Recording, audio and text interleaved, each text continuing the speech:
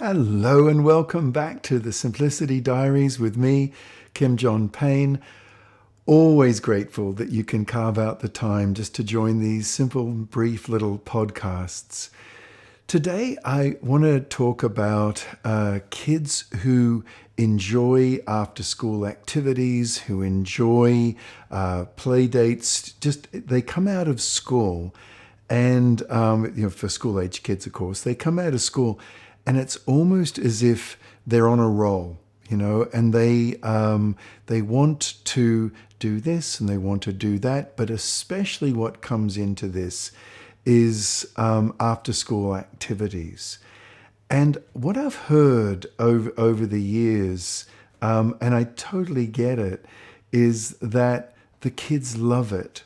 But my kids love it, and I hear that a lot when I sort of, suggest having things be manageable and not having kids do too many practices to particularly in sports, but music lessons, and on top of that, play dates. And it's a fairly big part of the simplicity parenting whole way of approaching things is to keep that in whack, so it just doesn't get overwhelming. And then alongside that, we have as parents this dilemma that the kids seem to really like it. They seem, sometimes they might get a bit grumpy about it, and some kids more than others. But a lot of children really say that they want to actually do it. They want to do like 2, 3, 4 nights a week ballet, 2, 3, 4 nights a week soccer practice, or martial arts, and so it goes. And I want to question this whole aspect of they love it, because whilst we hear that from children, and they're just children, of course, they may say that, and it's very true for them. But what is really speaking in those moments? I feel often it's just worth pausing, because what's speaking is adrenaline and cortisol, and not so much the sort of balanced nervous system. The adrenaline and cortisol says, but I love it and I don't want to miss out. And it's just exciting and I'm on a roll and I want to keep doing this and everyone's doing it. Right? That's the voice of the adrenaline and the cortisol, and particularly of the sympathetic nervous system, the stimulation, the reactivity, that kind of taking in and feeling aroused and stimulated and on the go. It's all fine, it's all good, but that's only one of two voices. The other voice of the parasympathetic nervous system is an entirely different voice. That voice is saying, I need to rest. I need to have calm. I need to reset. I need to digest all that the day has brought up for me. I need to go home. I need some calm in order to balance. Only we don't often hear that voice in kids. Occasionally, but just the nature of the stimulated voice is that it's faster. It comes out quicker. It's more exciting. And so we're going to hear that voice. But as parents, I think we've got to listen in a little bit more to that unspoken voice of calm, and particularly of digestion. A lot comes at a child in a day at school, and they need space to decompress. They need those safety release valves. Now, I think most of us are onto this, particularly people who listen to a podcast like this. But the thing that's harder to sort of understand and kind of honor is that voice we don't often hear.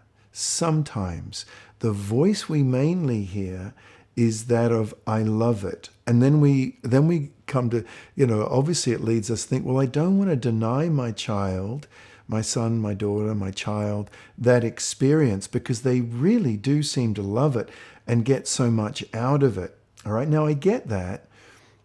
But there's a line that gets crossed, and it's really hard to know when that line is being crossed, because so much of modern culture is asking kids involved, for example, in after-school activities like soccer or ballet or martial arts or whatever it is. It asks them for fairly heavy involvement. It asks them for 1, 2, 3 nights a week involvement. And then very often it'll be asking them for competitive attendance as well, with travel teams and games against other clubs and against other towns and so on and so on. And we start to get drawn into this web of buying into the sympathetic nervous system's voice.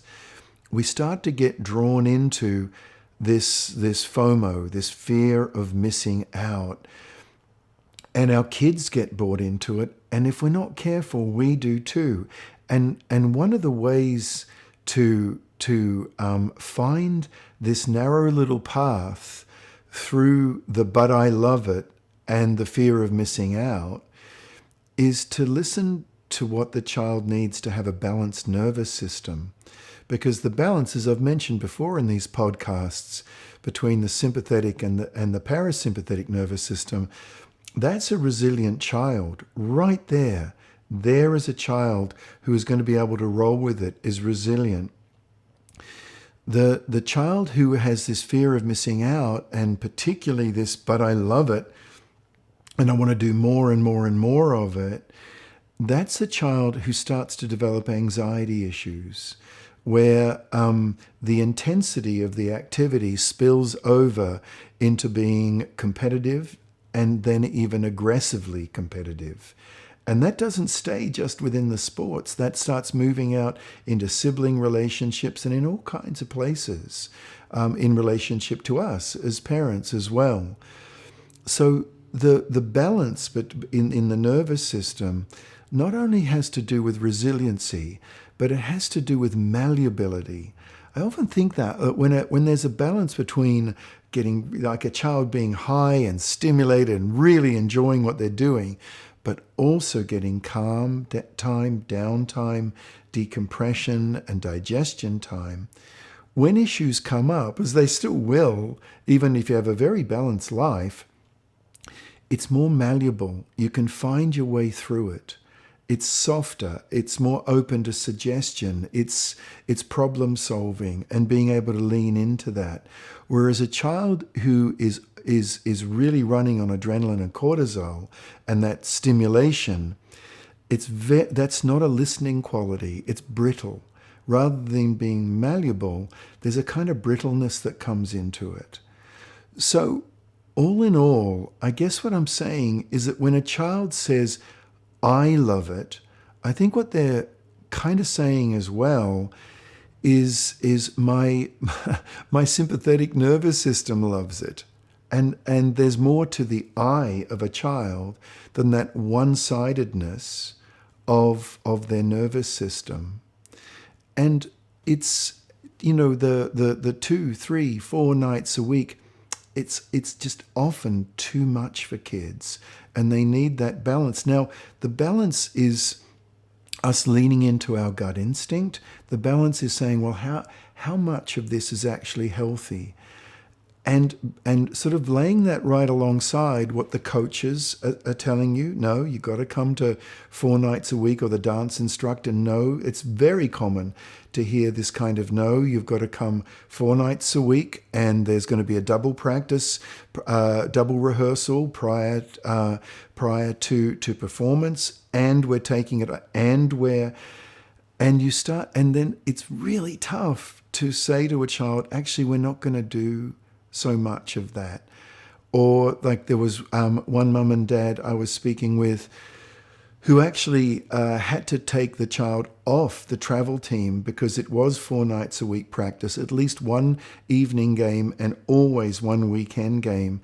And the child was becoming grumpy, a lot of pushback, a lot of brittleness within their emotions, but they were still saying they love it. when the parents had the courage to step in and say, well, let's just do rec league, where there's a game and one practice. Let's do that. And maybe there's space we can go see a game occasionally. And the child pushed back and was grumpy about it because they were running on adrenaline. But it was only a couple of weeks into the process where they saw a change. Initially it was subtle, and then as the weeks rolled on, it became more and more obvious how overwhelmed the child was, and how now they even actually said, it's funny, I'm talking about the voice of this, the "but I love it" voice. They even said the child's voice started changing, and they weren't stuttering so much or being sort of staccato in their voice. They were calmer. And the whole tone of the child, of this particular, it was a boy's behavior towards his sibling started to become much more cooperative. So when we are confronted with the "but I love it," I think we also need to pause and say, yes, you do. And it's so lovely that you do. And we as your guardian, as your mum or dad, we also know what is right and what is balanced for you. And to keep those two things, to keep them in order. And I think this is not easy these days. But I did want to challenge in this little podcast today this whole notion of doing it because a child says they love it. They love ice cream too. They love sugar, but we don't give them too much of that. We know how much is enough. And it's just like this for afternoon activities out of school, weekend activities as well. Okay, hope that was in some ways helpful. Bye-bye for now.